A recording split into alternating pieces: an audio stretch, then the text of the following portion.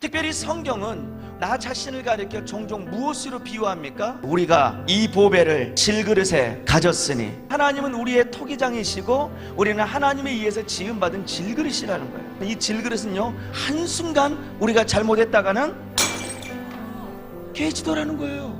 그러면 성경은 왜 우리를 깨어지긴 쉬운 질그릇으로 표현했을까요? 그것은 우리가 그만큼 약하다는 거예요. 난 아직도 잊을 수 없는 게 초등학교 6학년 때 아버님이 그날도 만취해가지고 어머님하고 막 다투는 거예요. 큰아들인 내가 엄마를 보여준다는 마음에 도대체 아빠가 우리 집안에서 해준 게 뭐가 있어요? 한 대 맞았는데 내가 기절을 해버렸어요. 잠깐 의식을 잃었는데 뭔가 물방울 같은 것이 내 얼굴에 뚝뚝뚝뚝 떨어져가지고 흐느끼는 엄마의 눈물에 내가 깬 거예요. 근데 엄마는 내가 깨어나지도 모르고 텅텅 부은 얼굴에 내가 연고를 발라주고 계셨어요. 가만히 있었는데 우리 어머님이 혼자 중얼중얼 거리시는 거예요. 기로야, 너무 미안하다. 핏덩이 같은 남동생은 내가 데리고 도망갈 테니까 너는 잘 살아야 돼. 그 이후로 여동생과 늘 많지 않은 아버지와 살았습니다. 여러분, 이게 내 인생이었어요. 가정에서 이미 내 마음은 깨어졌어요.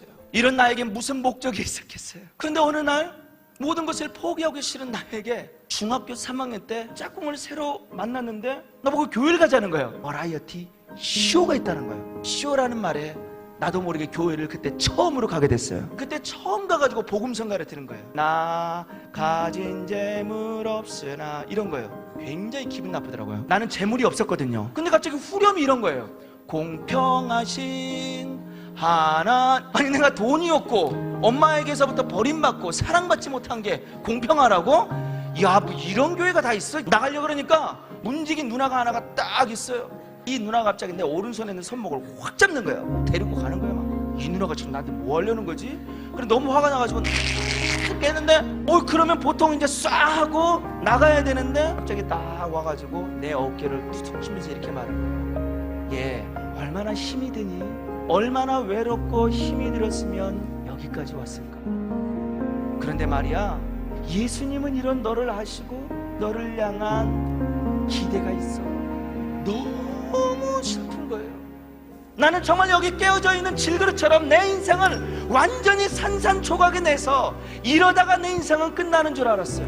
근데 그 예수가 나를 어느 날 부르시더니 내 깨어진 마음을 새롭게 빚어가시더니 오늘 나를 사명자로 부르셔서 오늘 이 자리로 이끌어 주셨다는 것입니다. 맞아요, 여러분. 힘들어요. 하지만 그럼에도 불구하고 하나님의 은혜를 우리 마음 가운데 불태우며 그 길을 향해 다시금 달려갈 수만 있다면, 외아들 예수 그리스도마저도 십자가에 못 박혀 죽도록 나를 사랑하신 그 하나님의 피 묻은 사랑이 오늘 나의 마음과 생각과 시선을 붙잡을 수만 있다면 우리는 다시금 새로운 출발선에 서게 될 것입니다. 오늘 그 부름의 자리가 이 자리가 되시기를 축복합니다.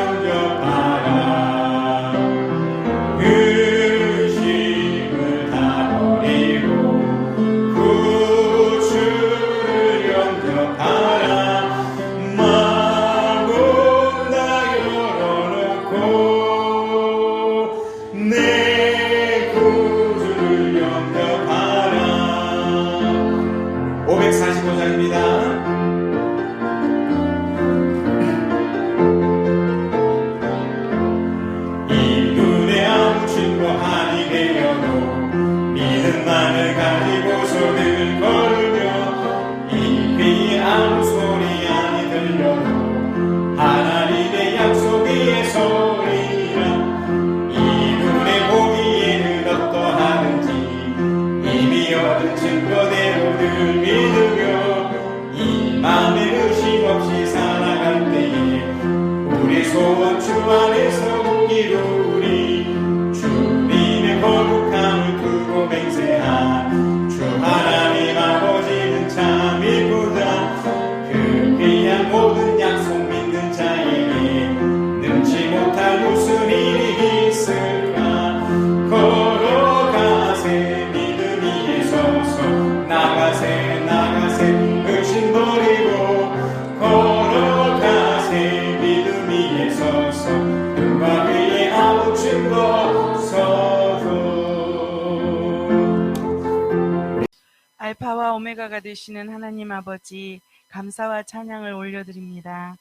거룩한 주일을 주의 성전에서 성수하게 하시며 참 마음과 뜻과 정성을 다해 예배드리게 하시니 감사를 드립니다. 우리의 가정과 자녀와 사업장과 직장에 베풀어 주시는 은총과 보호하심에 또한 감사를 올려드립니다. 우리의 죄와 허물을 예수 그리스도의 보혈로 정결케 씻어 주시옵고 불순종과 교만과 거짓의 자리에서 내려와 오직 주께만 감사하는 삶을 살아나아가는 우리 교회와 성도들이 다 되게 하여 주옵소서. 코로나와 변이, 돌파 감염 등으로 고통의 나날을 보내고 있는 이 땅에 하나님의 뜻하심에 의해 모든 환란이 잠잠해지고 일상을 회복하여 주님 주신 평강의 삶이 다시금 우리를 평안한 삶의 자리로 인도해 주시기를 간절히 기도합니다. 두려움과 공포에 맞서 담대히 싸워 믿음으로 승리하여 꿈을 꾸며 미래를 기대하며 살아갈 수 있는 이 땅이 되게 하여 주시옵소서. 대통령 선거를 앞두고 있습니다. 하나님을 두려워할 줄 알며 백성을 사랑하고 지혜와 총명이 뛰어난 지도자를 허락하여 주셔서 대한민국이 온전히 어둠의 터널을 빠져나오는 축복이 있게 하여 주시옵소서. 주님 주신 사명으로 선교의 사역을 감당하고 계신 안기호, 박윤석, 한병희, 서지마, 대릭, 정기은 선교사님과 미랄 선교단을 지켜주셔서 생명의 주님을 땅끝까지 전하는 귀한 일꾼들로 사용하여 주시고 기도와 물질로 보내는 선교사들을 많이 세워주셔서 합력하여 선을 이룰 수 있게 하여 주시옵소서. 우리 대성교회를 위하여 기도합니다. 성령께서 함께 하시고 인도하시며 주의 뜻대로 일하는 교회 되게 하여 주시옵소서. 주님만 높여 예배드리는 교회가 되며 기도함으로 성령의 능력과 권세가 가득한 기적의 교회로 삼아 주시고 질병과 모든 약함으로부터 지켜주시는 교회 되기를 간절히 소원합니다. 각 목장들을 축복해 주시고 건강한 분가를 이룰 수 있도록 목장마다 믿는 자를 더하여 주옵소서. 다음 세대를 양육하여 믿음의 전수가 일어나는 대성교회가 되며 일꾼들로 세워진 신령들이 더욱 기도에 힘쓰고 세상과 구별되는 거룩한 삶을 사모하며 믿음의 반석이 되어가는 성도들 되기를 간절히 원합니다. 우리 목사님과 사모님이 세미나에 무사히 잘 다녀오게 하심을 감사드립니다. 보고 듣고 깨달은 바를 교회에 잘 적용해 나가게 하여 주시옵소서. 그분들을 통하여서 하나님이 계획하신 일들이 우리 대성교회의 풍성한 열매로 맺어지기를 간절히 소원합니다. 우리 목사님을 지켜주시고 이 악한 세대를 분별하는 능력과 성령이 주시는 갑절의 영감과 능력으로 맡기신 양들을 잘 인도해가는 귀한 종 되게 하여 주시옵소서. 늘 주께서 동행하여 주시고 함께하여 주시고 모든 일에 주님의 뜻을 분별하여 행함으로 하나님의 마음에 합한 목사님 되게 하여 주옵소서. 교회와 성도들을 위해 간절한 마음으로 기도할 때마다 하나님께서 하늘에서 들으시고 응답하시는 축복이 가득한 주의 종이 되게 하여 주시옵소서. 예배를 돕는 손길들을 축복하시며 군에서 또는 타지에서 공부하는 자녀들과 직장에서 일하는 우리 자녀들과 시험을 준비하는 자녀들을 지켜주시며 모든 일에 하나님이 최우선이 되는 믿음의 아이들이 되게 하여 주시옵소서. 이 시간 말씀을 전하는 자가 복되고 듣는 자가 복된 시간 되기를 간절히 원하오며 우리를 죽음에서 건지신 나사렛 예수 그리스도의 이름으로 감사하며 기도드립니다.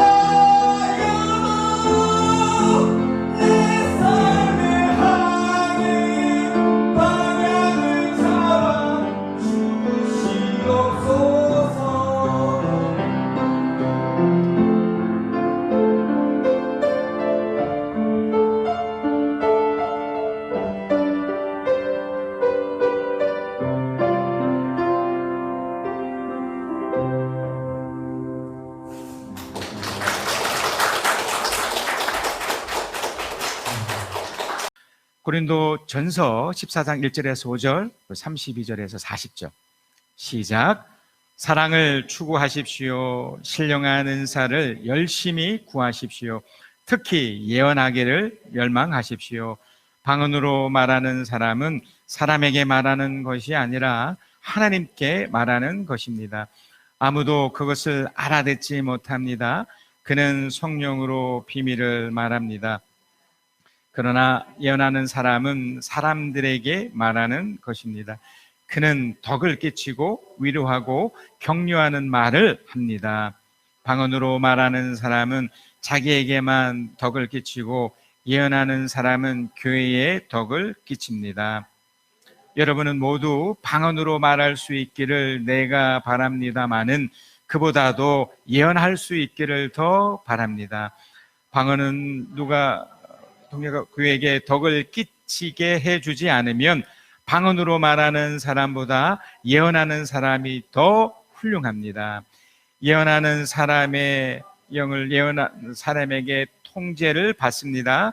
하나님은 무질서의 하나님이 아니라 평화의 하나님이십니다. 성도들의 모든 교회에서 그렇게 하는 것과 같이 여자들은 교회에서 잠자코 있어야 합니다. 여자에게는 말하는 것이 허락되어 있지 않습니다. 율법에서도 말한 대로 여자들은 복종해야 합니다. 계속요. 35절 시작. 배우고 싶은 것이 있으면 집에서 자기 남편에게 물으십시오. 여자가 교회에서 말하는 것은 자기에게 부끄러운 일입니다. 하나님의 말씀이 여러분에게서 났습니까? 또는 여러분에게만 내렸습니까? 누구든지 자기가 예언자이거나 성령을 은사로 받은 사람이라고 생각하거든 내가 여러분에게서 보내는 이 글이 주님의 명령이라는 것을 알아야 합니다. 누구든지 이것을 인정하지 않으면 그 사람도 인정을 받지 못할 것입니다. 그러므로 나의 형제 자매 여러분, 예언하기를 열심히 구하십시오. 그리고 방언으로 말하는 것을 막지 마십시오. 모든 일을 적절하게 하고 질서 있게 해야 합니다. 아멘. 여러분, 크리스찬이 된다는 게 뭘까요? 크리스찬이 된다는 것은 예수 그리스도를 믿고 성령을 받아서 하나님의 자녀가 된다는 것이 크리스찬이죠. 근데 이 크리스찬들이 나타나는 결과가 열매들이 있습니다. 가장 강력한 것은 축복의 사람이 되는 거예요. 사랑의 사람이 되는 거예요. 따뜻하고 감동을 주는 사람이 되죠. 이런 사람들에게 이런 것들이 초자연적 현상으로 나타나요. 여러분, 세상에서 사실 사랑이 있나요? 세상에 사실 축복이 있나요? 그럴싸하게 보이지만 사실은 다 가짜고 아니죠. 여러분 생각해 보세요. 누가 나를 사랑해 줄까라고 생각해 보세요. 누가 나를 정말 축복해 줄까? 가까이 있는 우리 식구들 같으면 혹 모르겠습니다. 그죠? 그러나 진짜 우리 조금만 이렇게 나가도 붙는 다수가 이렇게 자기를 축복해주고 이렇게 해준다는 게 쉽지 않고 불가능에 가깝죠. 그렇기 때문에 예수 믿는 우리들에게 누군가를 사랑하고 사랑을 받는다는 것은 이 자체가 기적이라는 거예요. 그런 사람들의 모임 속에 이런 초자연적 현상이 일어날 수밖에 없고 일어나지고 앞으로 또 일어날 겁니다. 고린도 교회가 그런 교회였어요. 그 배경에 사랑이라는 것이 이렇게 쫙 깔려 있는 거지만 정말 많은 은사들, 많은 기적들이 일어났었거든요. 고린도전서 12장 28절에 보니까요, 이런 표현이 있습니다. 하나님께서 교회 안에 몇몇 일꾼들을 세우셨습니다. 그들은 첫째는 사도요, 둘째는 예언자요, 셋째는 교사요, 다음은 기적을 행하는 사람이요, 다음은 병 고치는 은사를 받은 사람이요, 남을 도와주는 사람이요, 관리하는 사람이 여러 가지 방언으로 말하는 사람입니다. 고린도 교회가 지금은 우리처럼 이렇게 큰 규모의 교회는 아니었어요. 흩어진 교회였습니다. 각 가정마다 모여지는, 지금은 우리가 딱 목장 모임하는 딱 그런 교회였거든요. 그러니까 숫자가 그렇게 많지 않았지만 그 교회들마다, 그 교회 분들마다 기적 같은 일들이 일어났던 거예요. 아까 좀 전에 봤던 것처럼 뭐 기도하는데 막 사람이 낫고 막 서로 사랑하고 사랑받고 이런 일들이 너무나 이렇게 강력하게 일어나고 있었던 거죠. 또 고린도전서 14장 20절 우리가 읽었던 그 내용 중에 보니까, 그러면 형제자매 여러분 어떻게 해야 하겠습니까? 여러분이 함께 모이는 자리에는 찬송하는 사람도 있고 가르치는 사람도 있고 하나님의 계시를 말하는 사람도 있고 방언으로 말하는 사람도 있고 통역하는 사람도 있습니다. 모든 일 남에게 덕이 되게 하십시오. 그 모임 가운데 우리도 좀 전에 한 멋진 청년의 하나님을 향한 그 고백의 잘 들었잖아요.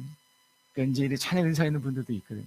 그래서 사실 우리도 이전에 찬양 대원도 있었고 또 인도하는 분들도 있었고 그랬었지 않습니까? 그러니까 그 모임 속에 정말 다양한 일들이 일어났고 그게 바로 기적이 나타나는 증거였죠. 찬양을 하고 이렇게 사랑을 나누고 표현하고 이런 것들이 그 교회들마다, 그 고린도 교회 흩어진 교회들마다 있었던 겁니다. 그리고 이제 이분들이 함께 모여서 이렇게 놀라운 일들이 계속 펼쳐지고 있었던 거죠.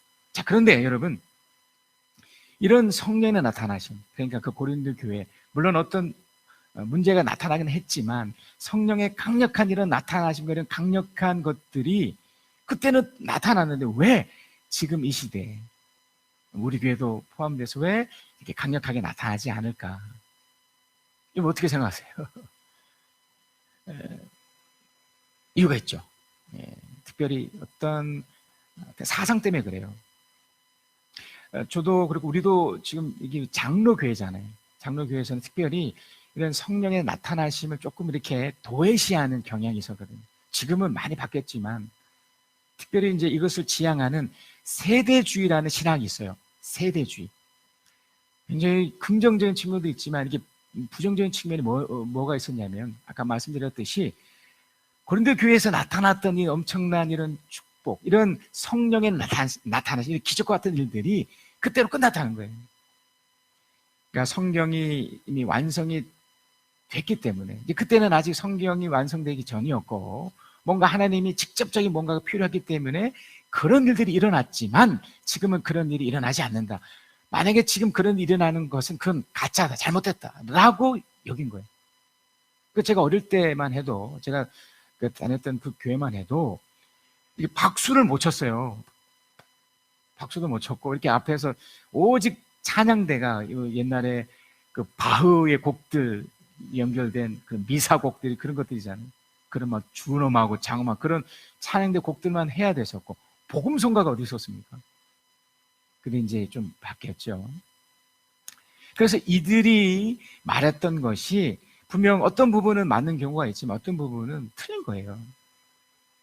그 당시의 역사, 그러니까 고린도 교회에서 강력하게 역사하셨던 그 하나님과 지금 우리가 믿고 있는 하나님이 같은 하나님이기 때문에 그 성령의 나타나심이 그때나 지금이나 동일하게 역사했다는 겁니다.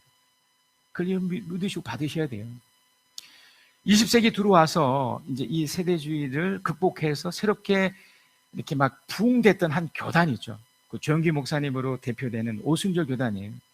물론 초창기에는 많은 무리가 있었던 것도 있습니다. 아직 신학적으로 정립되지 않았고, 그러나 지금은 신학적으로 건강하게 이렇게 잘 이론도 만들어지고 성경 속에서 이 성령의 나타나심, 이런 기적과 같은 일들이 굉장히 보편적이고 나타나야 된다라는 이게 이제 대사가 또 됐기 때문에, 그래서 지금 오순절 교회에는 아주 엄청난 부흥을 하고 있는 또 사실이거든요.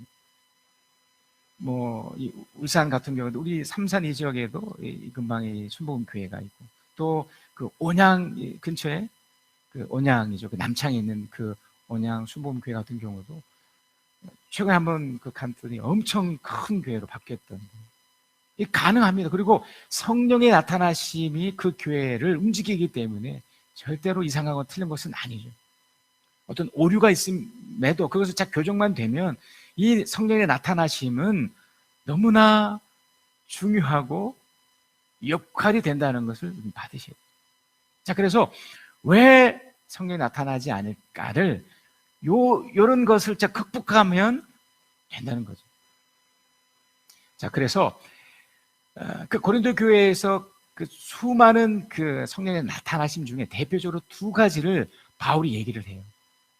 그리고 이것도 지금 이 시대에도 이게 잘 이렇게 교정이 되면, 체력적으로 잘 교정이 되면 충분히 활용이 되고 또 역사하심을 경험하게 됩니다. 자, 그 첫 번째가 방언입니다. 성경에서 말하는 이 방언, 이게 잘 이렇게 정립이 돼서 이게 지금 이제 이어졌는데, 초창기에는 이 방언을 잘못 오해해서 막 루루랄라 뭐 이런 것으로만 생각했는데 아닙니다. 자, 이 방언은 이제 성경에서 두 가지를 얘기해요. 첫 번째는 이거예요.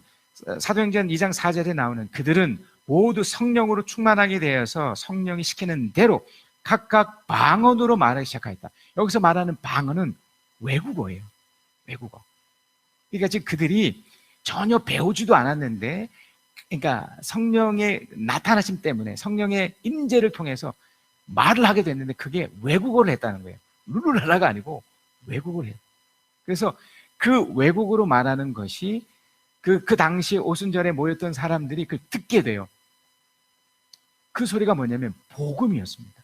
그러니까 이 하나님의 방언을 주신 분명한 이유가 있었죠. 그들에게 복음을 전하기 위해서 그들이 듣고 싶어 하는 언어, 그러니까 자신들이 들었던 그 언어로 이분들의 마가다락방에 오순절에 성령 임하시면서 말하게끔 하신 거예요. 들을 수 있도록. 그 놀라운 일들이 선교지에서 일어나거든요. 선교사들이 어떤 지역을 갔는데 전혀 말을 배우지 않았음에도 하나님의 관건적인 능력으로 이렇게 언어를 주실 때가 있어요. 아주 드문 경우지만. 그래서 배우지도 않았는데 이렇게 말을 하기도 합니다. 또 하나는 언어를 습득하는 능력이에요. 그러니까 우리가 이제 학교에서 이게 언어를, 외국어를 배우잖아요. 이제 그것과 다르게 복음을 전달하기 위해서 누군가에게, 특히 이제 외국 누군가에게 하기 위해서 이제 배움을 가질 때가 있죠. 외국어를, 뭐 영어를 배운다든지 불어를 배운다든지, 그럴 때 그 배움 그 자체가 하나님의 그 방언의 은사라는 거예요. 그래서 이제 이런 분들은 다른 분보다 조금 이제 습득력이 빨라서 이제 배움을 통해서 이렇게 하죠. 그리고 결정적인 이 방언을 말할 때 이것은 마가복음 16장에 나타나는 믿는 사람에 나타나는 표징, 그걸 말할 때 새 방언이에요. 그러니까 진짜 방언은 뭐냐면 우리가 좀 전에 했던 그런 축복의 말이에요. 사랑의 말이에요. 이게 사실은 그 방언의 가장 주된 거예요. 그러니까 이게 본류고요. 이제 두 번째 방언이 뭐냐면 우리가 이렇게 알고 있는 룰루랄라 이런 거예요. 그러니까 그 당시에도 이런 방언이 막 행해졌던 거죠. 왜 오순절 교회를 가면 지금은 그렇게까지 않는데 초창기 보면 막 방언도 막 가르쳤거든요. 저 같은 경우도 저도 이제 방언을, 이런 식의 방언을 좀 받아서 저도 이렇게 사용을 하고 있는데 이걸 배워서 막 쓰게끔 했단 말이에요. 근데 이게 위험할 수 있는 거예요. 왜냐하면 방언이라는 것이 하나님께서 주어지는 거잖아요. 그러니까 아까 말씀드렸듯이 언어를 배우는 차원에서는 괜찮지만 이런 식으로 막 룰루랄라 이건 배우는 게 아니거든요. 습득되는 게 아니거든요. 그러니까 여기에 이제 오류가 생긴 거죠. 하나님께 주시는데 여기에도, 그래서 바울이 원칙을 정했어요. 첫 번째 원칙은 방언을 할 때 함께 할 때는 조심해야 돼요. 이건 특별히 하나님과 나 사이에 오랜 시간 동안 기도하기 위해서 주시는 은사기 때문에. 저도 그래요. 저도 그때 막 밤새면서 기도할 때 체력 때문에 못하기도 하지만 그때 오랜 시간 기도하기 위해서 이렇게 방언을 하거든요. 자, 그럴 때 만약에 주위에 함께 기도할 때는 절대로 이렇게 방언하면 안 돼요. 왜냐하면 자칫하면 목소리가 커져서 상대방으로 하여금 혐오감을 줄 수 있거든요. 자, 이후에 왜 이렇게 해야 되는지를 한 번 더 설명을 하겠지만 이렇게 되면 상대가 거부감을 느낄 수 있어요. 또 방언 중에서는 막 희한한 말을 하거든요. 혐오감을 느끼는 말들이 있을 수 있거든요. 그걸 하면 안 되는 거예요. 목소리가 크거나 이렇게 하면 안 되고, 또 이제 마치 자기만 이렇게 방언을 하니까 자기만 마치 성령의 특별한 뭔가를 받은 것처럼 착각해서 합니다. 이 세 가지 오류가 교정이 돼야만 진짜 방언을 하는 거거든요. 아까 말씀드렸듯이 방언의 가장 주된 것은 뭐냐면 새 방언이에요. 그러니까 축복의 말을 하고 따뜻한 말을 하는 것이 사실은 진짜 방언인 거죠. 바울은 이런 부분들을 이 방언하는 사람을 향해서 잘 지적해 줍니다. 자, 두 번째 그 고린도 교회에서 강력하게 역사가 나타났던 것이 바로 이 예언입니다. 그래서 제가 제목을 예수 믿는 모두가 예언하기라고 말씀을 드린 거거든요. 이 예언하기가 뭐냐면 방언도 사실 마찬가지지만 개인적으로 하는 것이긴 하지만 공동체에 유익을 줘야 돼요. 상대를 위해서 하는 거예요. 특별히 예언은 더 마찬가지죠. 방언이 새 방언으로 말하는 것과 좀 비슷한 건데 이 예언도 철저하게 공동체의 유익을 위해서 진행이 돼야 돼요. 그러니까 이게 예언에 대한 오해가 이겁니다. 마치 점쟁이처럼 장례를 맞추는 거라고 생각하시는데 절대 아닙니다. 절대 그런 게 아니고 이런 겁니다.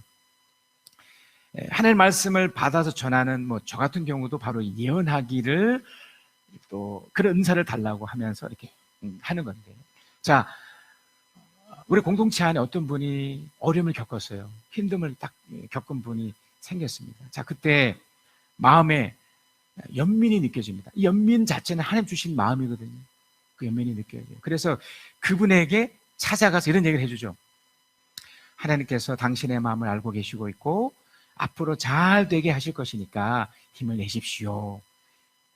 이렇게 표현을 했잖아요. 그러면 이분은 예언의 은사를 받으신 거예요. 이렇게 함으로 그 예언이 성취되는 거예요. 받는 분이 격려와 위로와 힘을 얻게 됩니다. 근데 그 예언의 중에 또 어떤 게 있느냐면 책망이 있을 수 있거든요. 근데 이 책망은 굉장히 조심하셔야 돼요. 그러니까 이제 목사님 저 같은 경우도 내가 이제 예언의 은사를 받았으니까 이걸 해야지 하면서 이렇게 책망하는 그 과정에 두 가지 면을 명심하셔야 돼요. 한 가지는 죄로 인한 분노가 있어요. 죄로 인한 책망이 있어요. 이게 뭐냐면 내가 그냥 화가 나는 거예요. 왜 저 사람은 저렇게 못해? 그러니까 비판의 자세로 함부로 여김을 통해 이렇게 화를 낼 수 있다는 거죠. 또 한 경우는 죄를 향한 분노예요. 죄를 향한 책망이에요.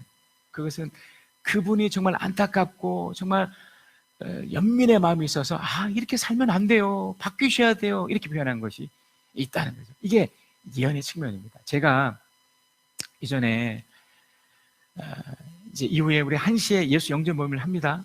여러분 우리 목자들을 모두 참여하셔야 됩니다. 또 앞으로 예수 영접 모임이 이렇게 하는 거구나 참여하셔서 이렇게 보시면 또 되고 참여하시면 좋겠는데 이제 그때 한 번 더 이 부분을 더 설명을 하겠지만 저에게 참 어려운 시절이 있었습니다. 참 힘든 마음 아픈 일들을 겪을 그때 바로 이게 예언의 은사를 받았던 한 목사님이 스쳐가듯이 저를 책망을 하셨어요. 근데 저는 이렇게 받아들인 입장에서 저보다 훨씬 연배도 많고 이제 훌륭하신 분이시니까 겉으로 볼 때 그런 책망을 딱 들었을 때 제가 딱 이렇게 주눅이 딱 들어버렸죠. 그러면서 이제 이분이 했던 그 이야기 중에 네가 너무나 잘못되고 틀렸기 때문에 너 사과를 하면 안 돼. 그러니까 저 입장에서는 그런가 보다. 왜냐면 제가 갖고 있는 실수도 있었으니까 그런가 보다. 보통 여러분 사람들이 어떤 그 이야기를 이렇게 누군가로부터 듣게 되잖아요. 또 권위자로부터 얘기를 들 때 긍정적인 얘기도 어떤 영향을 주지만 사실 부정적인 얘기가 훨씬 더 강력한 영향을 줘요. 그래서 여러분 그 권력자들이 뭔가를 진행할 때 사실 긍정적인 것보다 부정적인 것을 막 집어넣어. 어려워요, 힘들어요, 안 됩니다, 그렇게 이렇게 하세요, 이렇게 막 부정적으로 집어넣거든요. 그럼 위축이 되고 주눅이 들게 되어 있어요. 근데 엄격히 말하면 이것은 하나님 주신 예언이 아니에요. 하여간 저는 그것 때문에 결국 포기했습니다. 사역을 잠시지만 이렇게 관둘 때가 있었고 어려움이 있었습니다. 그때 완전 정반대 또 한 분의 예언자가 생겼어요. 예언자가 계셨어요. 이 목사님은 제가 이전에 그 청년부 제가 젊을 때 그때 이제 사역해 주셨던 그 목사님, 그때 한 3, 4년 정도 알게 된 목사님인데 저의 어려운 소식을 듣고 제게 연락을 취해 주신 겁니다. 저는 이미 그런 부정적인 얘기 때문에 이미 낙담된 상태, 포기된 상태였기 때문에 집과하고 있었고 그저 그냥 포기한 채 그냥 이대로 살지 이러고 있었을 때였으니까 당연히 그런 목사님의 그런 만남도 거부하고 거절하고. 근데 목사님 집까지 찾아오신 거예요. 그래 어떻게 해요? 만났죠. 근데 너무나 놀라운 것은 이전에 그 예언해 주셨던 그 목사님과 정반대로 저를 격려해 주시는 거예요. 저는 지금 그 부정적인 말들 때문에 그런 어떻게 보면 저주잖아요. 넌 안 돼, 너는 틀렸어, 이렇게 저주니까 난 안 되는가 보다 이러고 있는데 이분은 반대로. 제가 그 들었던 얘기 중에 가장 그 강력한 이야기가 이거였습니다. 목사님 두려워하지 마시고 포기하면 안 됩니다. 목사님이 무너지면 한 가정이 무너지고 한 교회가 무너지고 대한민국이 무너집니다. 이 무슨 말이에요? 제가 전혀 그때까지만 들어보지 못한, 전부 다 나를 보는 사람들마다 나를 다 손가락질하는 것 같고 다 네가 틀렸다고 하는 것 같고 그런데 이 목사님은, 그리고 그 이후에도 계속 찾아와 주셨어요. 기억하는 것만 3번이에요. 그리고 이 목사님이 자기 돈을 들여 제가 어려운 상황에 가셔서 도움을 주는 거예요. 어떻게든 도와주려고. 그게 눈에 보여요. 진심을 다해서 저를 돕고 있으시고 격려하고 있다는 게 제가 보여요. 제가 어떻게 됐을까요? 제가 바뀌기 시작합니다.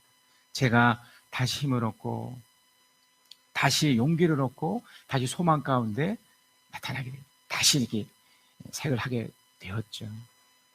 예언의 은사입니다. 이게 진짜. 여러분, 진짜 예언의 은사는 바로 이런 겁니다. 때로는 책망이 필요하지만 죄를 향한 책망이어야지 죄로 인한 화를 막 쏟아내면 절대로 안 되는 거예요. 긍정적이고 놀라움을 줘야 됩니다. 절대 두려워하지 않고 포기하지 않고 맞서서 이겨내게끔 하는 것이 바로 예언의 은사고 또 예언 은사를 받은 사람의 역할인 거죠. 여러분 결국 이 은사, 특별히 방언과 이 예언으로 대표되는 정말 많은 은사가 있습니다. 그러나 이 은사들은 결국 상대를 위한 거예요. 공동체를 위한 겁니다. 여러분 이 은사가 발휘되도록 해야 되거든요. 자, 그러면 한 번 더 질문해 보십시다. 왜 나에게는 또 우리 모임 가운데는 이 성령이 나타나심, 이 은사, 특별히 방언의 은사나 이 예언의 은사가 왜 나타나지 않을까요? 왜 그럴까요? 강력한 첫 번째 이유는 확신이 없고 기대를 하지 않기 때문에 그래요. 여러분 우리는 이미 너무나 세상 속에서 부정적인 예를 수없이 들어왔잖아요. 1등만 기억하는 세대잖아요. 2등 꼴찌는 뭐 당연히 없는 거예요. 저 같은 경우도 고등학교 3학년 때 저희 담임 선생님이 제 이름을 불러주기까지 2학기가 지나서 원서 쓸 때였어요. 제 이름도 모르셨어요. 그냥 야, 너 40몇 등 하는 애, 그렇게 불러줬었어요. 우리가 그렇게 살았었기 때문에. 그래서 성령의 나타나심을 사실 기대를 못하는 거예요. 우리 모두는 다 나 자신에 대해서 너무나 저평가를 해요. 여러분 우리 스스로 과대평가하셔도 돼요. 여러분 수도 그렇고 여러분이 섬기고 있는 우리 교회를 향해서도요. 또 여러분이 기대해 주시는 이 담임 목사님 향해서도 기대를 가지시고 과대평가하셔도 된다는 거예요. 왜 그렇습니까? 성령께서 그렇게 하시기 때문에. 우리가 왜 그런 은사, 그런 강력한 나타나심을 경험하지 못하는 이유가 여기 있는 거예요. 여러분 기대하셔야 됩니다. 절대로 저평가를 안 하셔도 됩니다. 지금 제가 구체적으로 말씀드리면 일단 이 은사를 주시는 중요한 목적을 아셔야겠죠. 계속 말씀드렸지만 이것은 우리가 잘 되게 하기 위해서, 우리 공동체를 잘 되게 하기 위해서 하나님이 주신 거라고 말씀드렸죠.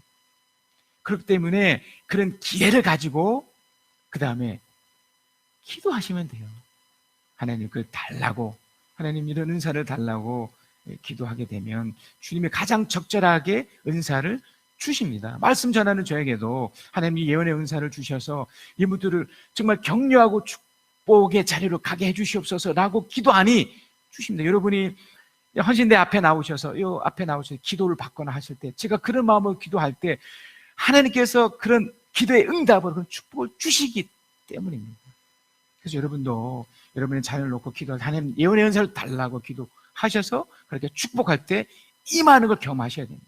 또 어떤 누군가가 육체적인 아픔이 있고 정신의 고통을 느낄 때 그분을 돕겠다는 그런 선한 마음이 생기고 또 그것을 위해서 하나님께 기도하면 반드시 때로는 그 즉시로, 때로는 시간이 지나서라도 반드시 그 은사, 그 기적을 주신다는 거죠. 또 상담이 필요한 사람들, 어떤 어려움이 있을 때 하나님 그 예언의 은사, 또 이게 상담의 은사를 주셔서 잘 이렇게 나누게 하시면서 이 상대방이 위로를 얻고 힘을 얻어서 이 어려움을 잘 극복하게 해 주시옵소서, 또 그렇게 표현하고 할 때 어떻게 될까요? 일어나고 펼쳐지게 됩니다. 자, 이게 마지막으로 이런 은사들이 발휘될 때 조심해야 될 것이 있어요. 그러니까 고린도 교회에서 이 엄청난 은사들이 막 펼쳐지는데 이게 무분별하게 막 사용이 됐던 거거든요.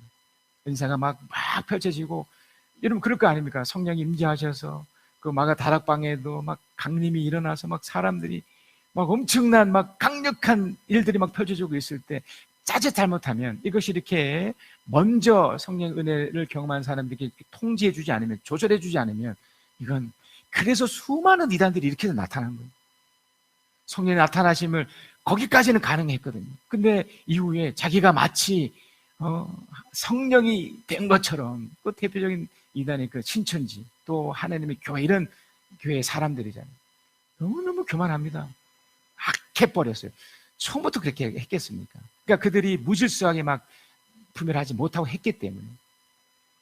구체적인 예를 들어드리면 이겁니다. 우리 교회에서도 이제 간증이라는 걸 하잖아요. 하나님의 은혜를 경험하고 기도응답을 받아서 이렇게 나눔에 있어서 몇 가지 원칙이 있죠. 글을 쓰게 합니다. 이렇게 나눔을 하다 보면, 원고 없이 하다 보면 막 은혜 받았다고 해서 막 하거든요. 안 됩니다. 이게 무분별한 거예요. 그래서 글을 써서 5분이면 5분, 7분이면 7분, 딱 그 시간에 딱 이게 맞는 거예요. 여러분, 안수 같은 경우도 마찬가지입니다. 안수 같은 경우도 물론 담임 목사도 함부로 해서는 안 되지만 다 이것도 이렇게 원칙들이 정해져 있어요. 여러분의 자녀를 놓고 또 목장 식구들을 통해서 이런 은사를 받으신 분들이 이렇게 기도할 때 강력한 역사하심 있는 분들이 막 함부로 할 수 있거든요. 안 됩니다. 조심하세요.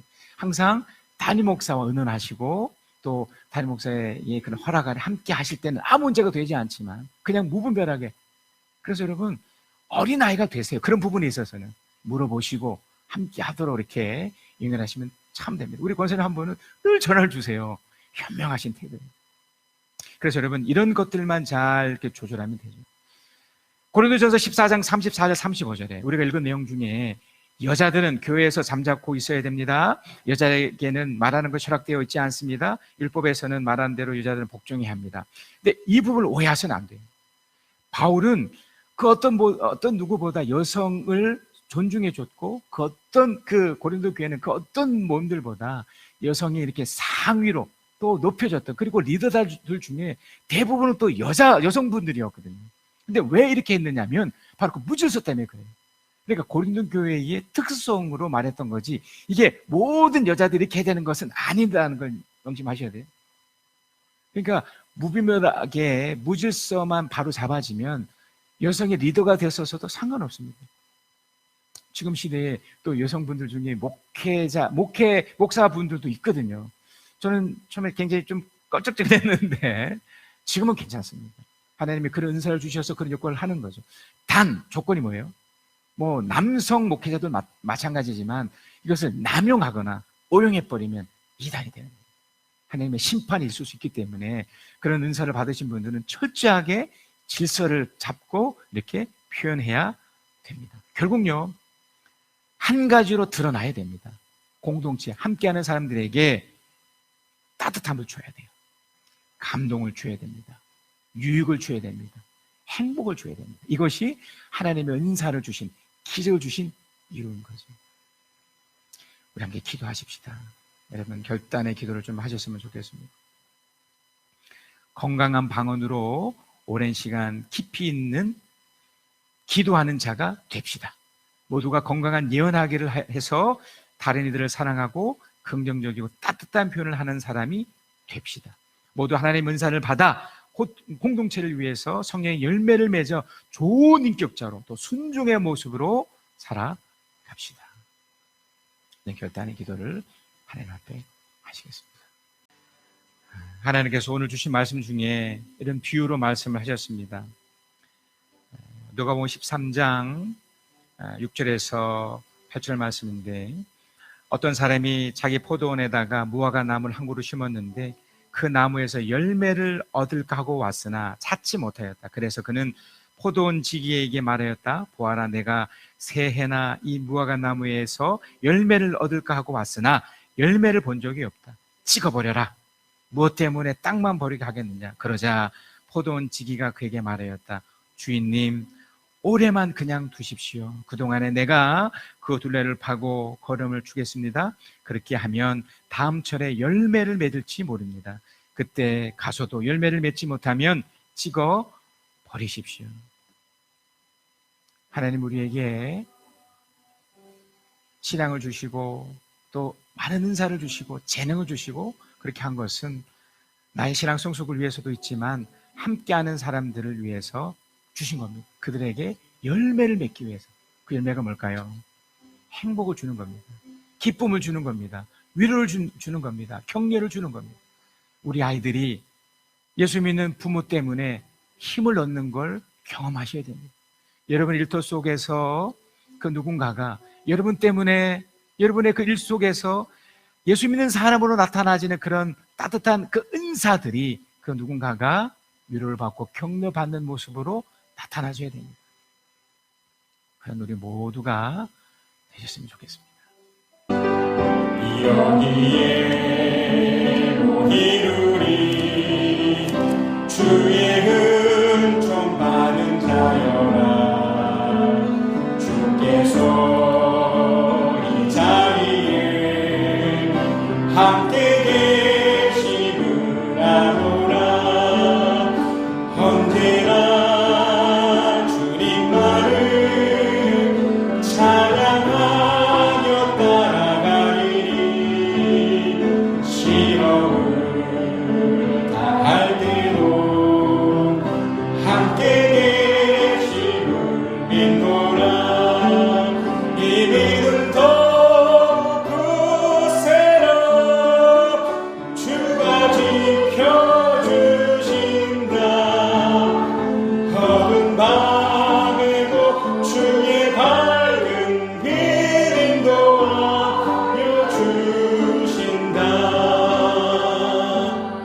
기도합니다. 하나님, 오늘 귀한 말씀으로 우리에게 말씀해 주셔서 감사합니다. 하나님, 우리가 방언하기를 바라서 오랜 시간 동안 주님과 더 깊은 교제를 하는 그런 우리들이 되게 해주시고, 새 방언으로 소중한 사람들을 더욱더 사랑의 말로, 축복의 말로 증거하는 우리를 되게 하여 주시옵소서. 특별히 예수 믿는 우리 모두가 모두 예언하기를 원해서 그 모든 이들에게 정말 축복의 사람으로, 또 격려의 사람으로, 위로의 사람으로 서 있게 하여 주시옵소서. 그래서 우리 공동체가 건강해지고 더 좋아서 많은 이들이 우리들 때문에 예수 믿게 해주시고, 우리들 때문에 세상이 바뀌는 것을 보게 하여 주시옵소서. 지금은 우리 주 예수 그리스도의 은혜와 아버지 하나님의 크신 사랑하심과 우리 주 성령 하나님의 위로하심, 교통하심, 함께하심이 주의 말씀을 듣고 깨닫고 그 말씀대로 몸부림치며 살아가기를 소망하고, 특별히 예언하며 방언하기를 소망하는 하나님의 사람들 위해 지금 영혼까지 함께 계실지어다. 아멘.